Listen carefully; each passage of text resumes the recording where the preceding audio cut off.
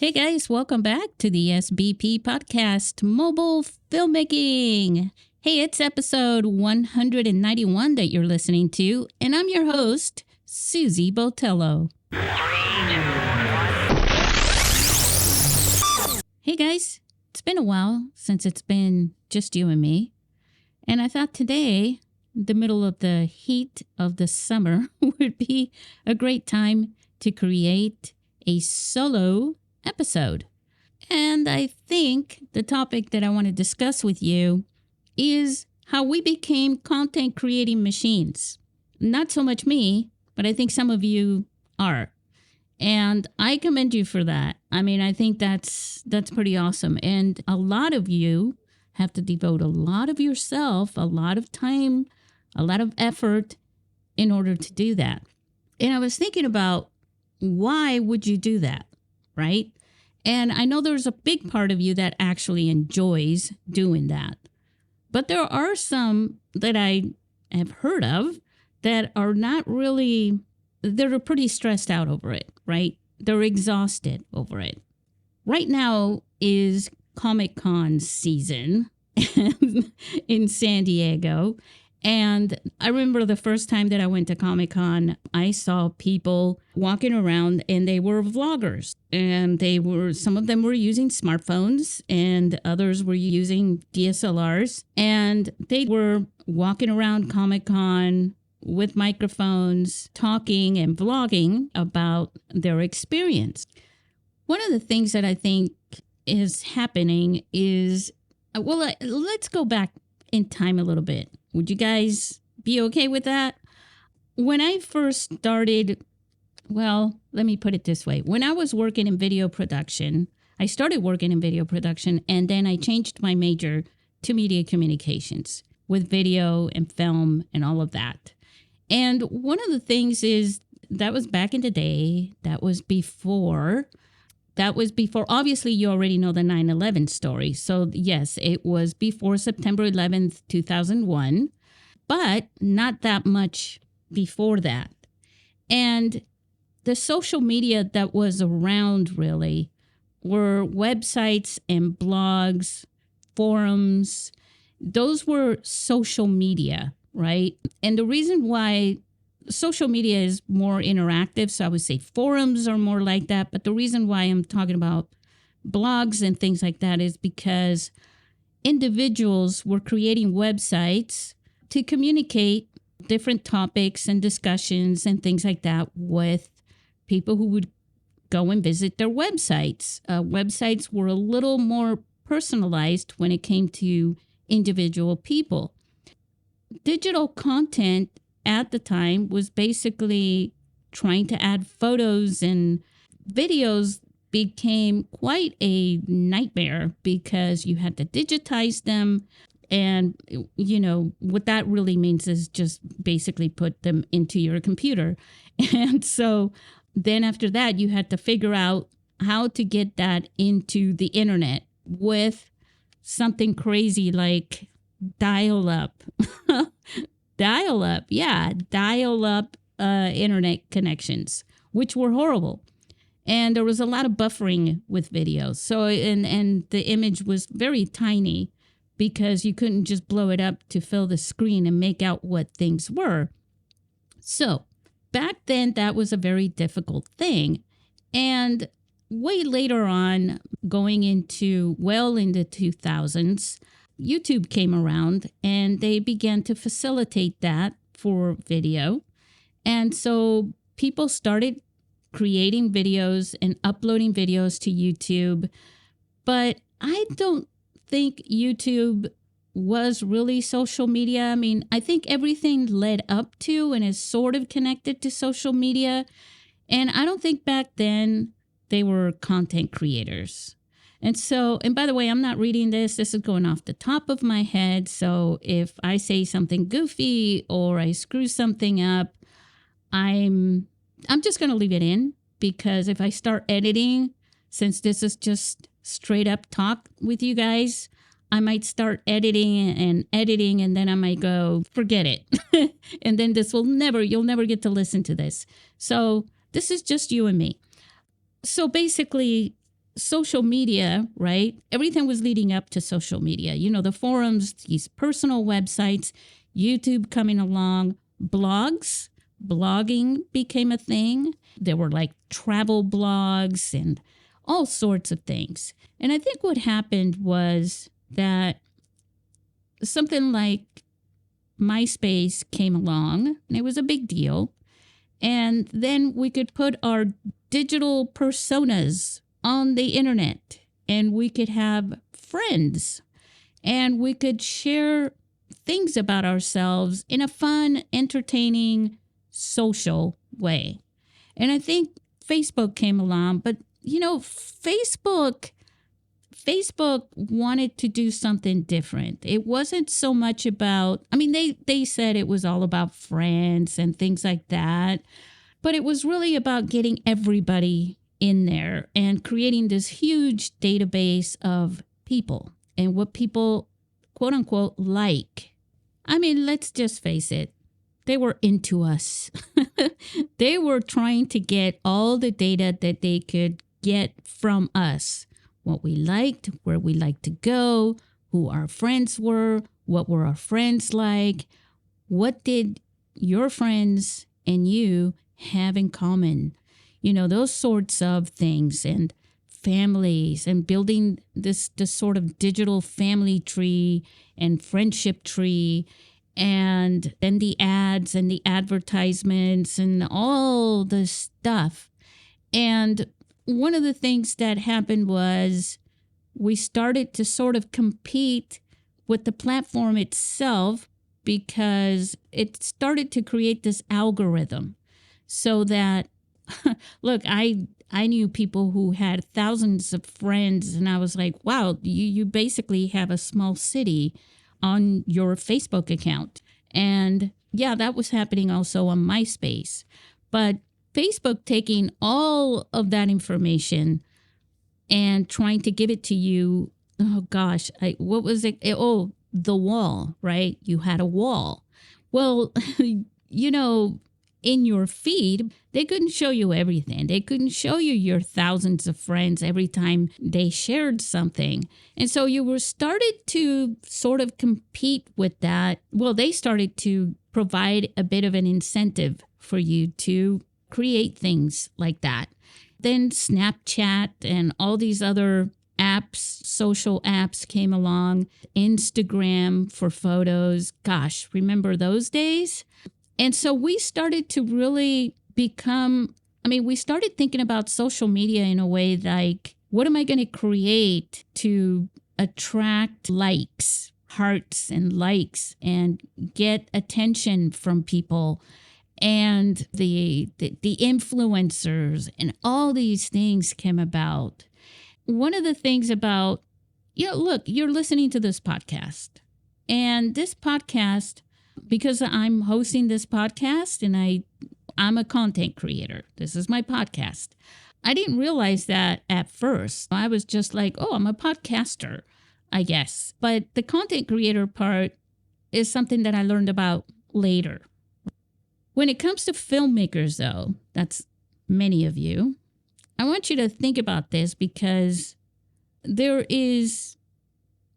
So if you're a filmmaker, you can offend a filmmaker by calling them a content creator. And they have a valid point when they're offended by that, in a way. The thing is that a content creator supposedly is not so much artistic, especially now, because it's become a part of business. Companies will hire you to create content for them, and you're trying to monetize your content. That's not to say that a filmmaker is not trying to monetize their films. Remember that nothing is black and white, so things kind of blend into each other's lanes. There's no big division between them, okay? But there is some. And I think it has a lot to do with the art of filmmaking, as opposed to video production and content. And those are two different things in a way, right? And then there's things like, I argue with myself a lot. There's things like music videos, right? Music is an art form. Of course, there's the business side to that. But when you're creating a music video, you really have to get creative. And creativity is a huge part of being artistic, right? So nothing is black and white. There's no huge division gap between each of these things. But there's a little bit of a tendency for saying someone is a filmmaker and them thinking narrative film, creativity, art form, things like that. And I'm talking about indies more than anything right now. And then there's content creators, right? And so I just wanted to share this with you because there's a history of how digital media and digital formats of things turned into digital content. Then it turned into content creators because of social media, because social media was, well, social. And that's about you and I. Now, I remember a long time ago, when I started the film festival, I was very sort of social about it because I wanted to connect with humans all around the world and help you realize your dreams to make films using your smartphones. And my personality, this is kind of silly, but my personality becomes a part of my everything, my business and all those things that I do. And well, yeah, right. In this podcast, my personality is right here with you. What I'm trying to say is that I remember reading Facebook saying we want our, not Facebook, some other thing about how businesses were using or should be using social media. And I was like, well, isn't that like what I'm doing? You know, like, so when I would go to LinkedIn, I would be more like official business because people were really, they would not want you to be social on LinkedIn. Things have changed a lot since then. I think most people, doesn't matter how old anyone is or how CEO-ish or corporate-ish or whatever, I think many companies are trying to connect with their communities. They're thinking community. You know what? That just sort of happens naturally when you care about the people that you are attracting and that you're working with and that you're trying to attract and that you connect to, right? But for some businesses, it's like, well, we don't really connect with our clientele or our customers. For example, let's just say you go to your big department store, their website, they're not going to be like, hey, how you doing? How's your summer going? You know, they're just there like, hey, you want to buy paper towels? Here they are, right? So, it's a little different and it's hard, right? Like, how are they supposed to? And so they created these apps for discounts. Hey, here's an app to give you a discount because we care about you. Things like that. I was reading this thing about that. If you have a page, a company page on your Facebook, you should be social because that's social media. And I was like, well, why wouldn't you anyways? Why would you create a page on Facebook if you didn't want to be social? And I was like, oh, wait, yeah, of course. If they're trying to market, they want to be on social media. And of course, we're all trying to market in some way or another at a different level because we're trying to get our things that we create, our films, our music, our photos, our podcasts, our books, our blogs, our everything out into the open. And we're trying to connect with people. And we're also, this is the thing. Now, for me, it's not just because I want people to see what I'm doing. It's because I want to see what you're doing. So to me, I love it when someone comments and says, hey, this is fantastic. I'm also doing this. I like to connect with people who say, like on Instagram, if you follow me on Instagram, I'm going to look at your profile. I'm going to take a look and see what you do if you're doing social media. And I believe that just about everybody is either doing social media to just keep their friends and their families up to date with what they're doing, instead of doing those chain letter type emails. They're not chain letters. What are they? They're just like, I used to get these emails from friends with like 16 other email addresses on top of that. And then everybody would say, reply to all, and then reply to all for every just two people having a conversation, sharing little photos and what they were doing on their vacation and things like that. Thank God now we have social media, so we don't have to deal with that anymore, right? I think a lot of people, maybe for the most part, that's what most people go onto Facebook to do. When it comes to Instagram as a social media platform, though, that's more for content creation. When it comes to YouTube, geez, that's a huge investment. You guys, my congratulations to you for doing that. That takes a lot of work, a lot of effort. And I think it's incredible that if you can keep a schedule on YouTube to continue your YouTube thing that you're doing, your videos, whether it's vlogging or tutorials or whatever it is that you're doing. I've spoken to many of you here before. If you keep that going for 1 full year, you've graduated yourself into year 2, which is pretty amazing. I think if you do 3 years plus, holy cow, I hope by that time you are making money, because I know Google is sure making a big buck from you doing this. So I hope you're getting something out of it. And then, of course, you still have to share what you're creating there on your other social media platforms. One thing, all right, so I do care about you. And I just want to share with you that don't forget that you have one lifetime to live. Don't spend your entire year after year after year before you know it.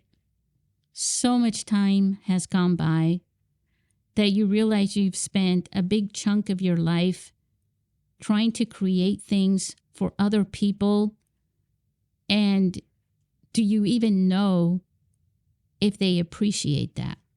Do you even know if it's worth it for you? Because not everybody is creating something for money. Right now, this podcast is free. It doesn't have advertisements. You didn't hear me at any point throughout this podcast saying, all right, and now I got to make some money, so listen to these commercials or these ads or whatever, right? You're listening to me like if you called me right now and you never got a word in, right? It's just a one-way conversation. Just think about that, though. Take care of, because you have energy. It takes energy to create content. It takes energy to spend time on social media. If you're not enjoying that, if you're getting worn out from that, don't do it. You don't have to. The other thing is, look, I run the film festival and I have this podcast. And so I alternate between the two, and I also write, and I love writing. My Substack thing that I write, by the way, all those things are down in the notes if you want to go and check them out. My writing, for a while I wasn't. It was just about businessy type articles. And I wasn't enjoying that kind of writing as much as my own personal thoughts and writing about what I'm very passionate about, which is everything else that I'm doing in regards to video and mobile filmmaking, storytelling, all of that stuff. And so I was alternating between the podcast and the film festival. Just to share this with you, I was starting to feel a little gloomy. I was very excited whenever I was doing these two things, but I shouldn't have said gloomy. I just felt like something was lacking. And then one day I realized, oh my God, it's writing. I need to write. Because before the podcast, I would take my own time and I would write things and more personal things, and I wouldn't publish them. I just enjoyed writing. I mean, I have a lot of stuff that I write that I never publish. Big deal. It's just, it's a process that you do when you like to write, and it's good for you. Do the things that you enjoy doing. I guess it's what I'm trying to say. Once I started writing, I could break up. It's like you always need the three, right? So the writing, the podcasting, and running the film festival. All three of these things are a little different. They take a different type of energy from me. And they're really pretty, like I feel good about it. I feel good about doing these things. I got excited. I was tired earlier today. And then I remembered, I'm recording a podcast. And you know what happened? I got all this energy back. It's kind of like when you come home from work and you're going, okay, I'm kind of beat. And then some friends call you up. Hey, you want to go out and blah, blah, blah. And then you're like, yeah. And all of a sudden you get all this energy again. It's kind of like that. I guess for some of you, you're like, no, that doesn't happen to me. But sometimes that energy that comes in from, I get to do something social or something that I really enjoy doing. Maybe it's just going out to the movies. It doesn't have to be going out to a bar or something. Whatever that is for you, between these three things, they're each a little bit different. All three of them are very connected because they're connected with me. I don't do this because I think I'm going to make money on this. I do this because I'm very passionate about it. I feel very strongly about the power of storytelling. And I feel very strongly that filmmaking is one of the most powerful kinds of storytelling you can do. I think that, the podcast also has a lot to do with it. I love talking to guests. I love talking to people about mobile filmmaking and filmmaking in general, and also content creation and video and art and every aspect of all these things, photography, all of it. All of it comes into storytelling, and that's my major passion. If you've been listening to this podcast for some time, you know that is pretty much my thing. That's where my passion really, that's the base, that's the foundation of all these things that I do. With that being said, I don't want this to be a full hour-long solo episode, but I wanted to share this with you because I wanted to have some time to just sort of open up here with you and to tell you that I do see you. I do follow you. I do understand behind everything that you're doing and you're putting out on social media that I'm here going, give yourself a break. If you need a break, just take it. It's okay. Social media does not revolve around us. It doesn't. It's like the world doesn't revolve around us individually. Let it go, take your break, or find another outlet. Divide your energy into something else. Divide your time and still find time to give your mind and your brain a break. I don't think you know this. Some of you do. You know the music that's in every single podcast since the first episode? The opening music, the music for the other shows. And before that, quite a number of episodes ago, I used to create songs for every guest that I had on. I would literally ask you, if you were one of my guests, I would say, do you like jazz? Do you like rock, classical? What do you like? or I would say, what do you not like? Because I'm going to get creative and create some music. I use GarageBand. And so I do that too. And I do it for many of the videos that I make. There have been times when someone has offered to make music for a video and really excited about it. And I was like, okay, you can make the music for this video for me. But just about every video that I make, that I produce, I use my own music. It's something that it's another way for me to get out and be creative. I am an artist at heart. And if you ever wondered, why does she get that? Well, how does she understand this? It's because, I have it. I'm an artist. I'm not able to do a lot of the art that I used to do, but I'm okay with that because my creative outlet is sort of fulfilled with all these things. And also, I get a lot from you. I get a lot when you submit a film to the International Mobile Film Festival in San Diego. When you submit a film and I get to watch that film, I see something that you created. I see your art. I kind of analyze that and I enjoy it. And I have a perspective and thoughts about it. So I do appreciate art more than you may even ever understand. And I value it. And I value more than anything the human behind the art, the person that creates it. Whenever I see a film, whenever a film gets submitted, whenever a film gets selected, it's always about the people behind it. For me, I always think about this person. There have been films that haven't been fantastic, wonderful, the greatest thing you've ever seen, shot with a phone, submitted to our film festival. But somehow through that, I've seen the person behind it that has this wonderful potential to becoming a great filmmaker. And I've given you that chance and that opportunity because your film wasn't bad at all. It was still great. And so I've probably pushed you, if you're that person, I've pushed you. Are you making another film? Are you ready to make another film? You know why I do that? Because I see something in you. It's like you're a seed, but I see the flower that blooms from the seed when you're just a seed. I don't know how to explain that any better than that.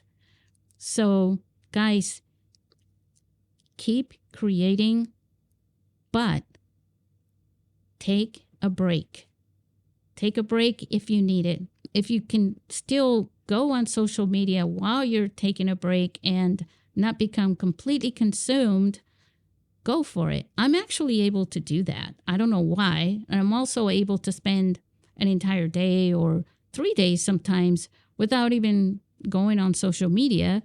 And then there are times when it's like I'm there all over it all day long, right? So put a little variety, kind of like music, right?